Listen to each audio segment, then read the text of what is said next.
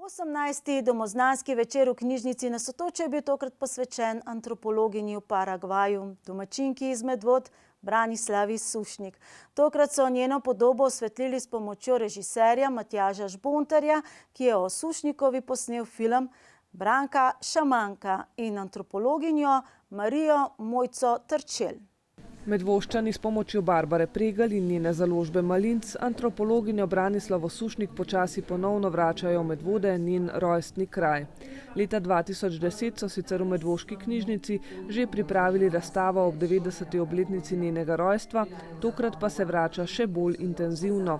Vsak, ki človeka ceni po njegovih dejanjih in vsaj malo pozna delo Branislave Sušnik, bo priznal, da je bila ona resnično izjemna osebnost. Svojim vztrajnim delom, pronicljivostjo, sposobnostjo naučiti se neverjetno število različnih jezikov, med njimi kar 8 narečij indijanskih ljudstev, je paragvajski državi zapustila neverjetno dediščino, katere dejanske vrednosti se mnogi niti ne zavedajo. Njena znanstvena proučevanja jezikov in običajev zadnjih indijanskih plemen na meji med Brazilijo, Argentino, Paragvajem in Bolivijo niso ostale neopažene niti v njeni rojstni domovini. A zaradi političnih razlogov, Branislava Sušnik je namreč prezirala komunizem in po smrti očeta zapustila Jugoslavijo, te danes niso poznane mnogim Slovencem. A to se sedaj spreminja.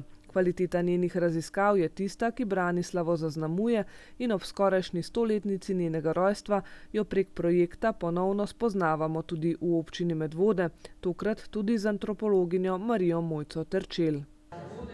Jaz se ukvarjam z analizo njenega dela in življenjem, zato ker sem dobila en projekt raziskovalni, ciljni raziskovalni projekt na temo analize njenega dela, namen pa je postavitev razstave ob 100. obletnici njenega rojstva. Morda z njo me vežejo podobne tematike in pa podobni poklic, tako da jaz mislim, da lahko nekdo preučuje nekega strokovnjaka, samo če je tudi sam v tem, drugače bolj kot biografija. Tako da se posvečam ne samo življenju, biografiji, ampak analiziram njene tekste in jih ocenjujem.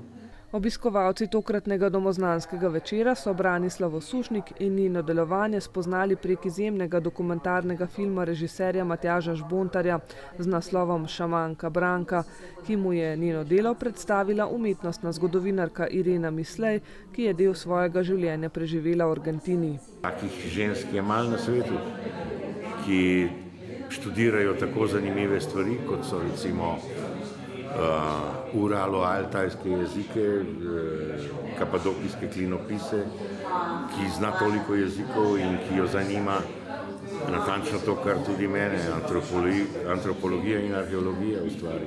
V filmu je Matjaž Žbontar predstavil življenje samotarke, katere vzornik je bil Friderik Baraga, ki je na ekspedicije k Indijancem s seboj nosila moko, sol, krompir in tobak, ter v zameno dobila glagole, samostalnike, pridevnike, gomolje ribe, sadeže in blažen mir. Da tako žrtvuješ recimo svoje življenje in v takih pogojih delaš in to delaš, kar je ona naredila, da je napisala recimo slovarje vseh teh jezikov, ki jih govorijo tam domorodci, ki so že počasi najbrž tudi izumrli med tem. Se končno je minil že skoraj 40 let od tega. To se mi zdi najbolj zanimivo v življenju, da probaš ohraniti na ta način nekaj, kar bo neminovno izginilo. Jaz občudujem zlasti njeno strašno voljo. To, kar sem tudi želela povedati tukaj v razgovorih, kljub tolikim oviram, tolikim negativnim odgovorom na njene vprašanje, če lahko gre tja, če lahko dobi to pomoč in to, je ona vztrajala. Ne. Temu bi se reklo prava trma. Ne. Branislava Sušnik se je že v srednji šoli namenila postati znanstvenica in temu je zvesto sledila, tudi na račun odnosov z družino. Po materini smrti je prekinila vse odnose s sestro, katere pisma so ostala do danes neodprta. Saj je menda sestri zamerila, ker ji je omenila, da je ostala sama z mamo. Branka pa je odšla v tujino. Pri vseh teh velikih osebnostih imate eno ambiguiteto, ne? In to ambiguiteto vidim tudi v odnosu Paragvajcev do nje. Ne? Kot smo videli v filmu, po eni strani je bila izredna ženska, so imeli vsi radi, je imela humor in tako, po drugi strani pa, kot je rekla Delina Pusineri, je znala biti zelo agresivna. Ne? Ampak jaz mislim, da ona v bistvu ni bila agresivna, samo je bil to njen obrambni izid. Ne? Jedla je malo, kadila je veliko. Jaz mislim, da je bila razburljiva. Branislava Sušnik se je najbolje počutila med staroselci. Glavni šamani plemen so ji, ker je govorila njihov jezik, na široko odpirali vrata v plemenske skupnosti, kjer je študirala njihove navade in jezik.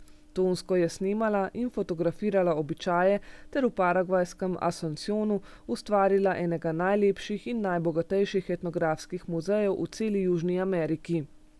V Paragvaju so se ji s priznanji zahvalili že tekom njenega življenja, v zadnjem obdobju pa njeno delo spoznavamo tudi njeni rojaki Slovenci.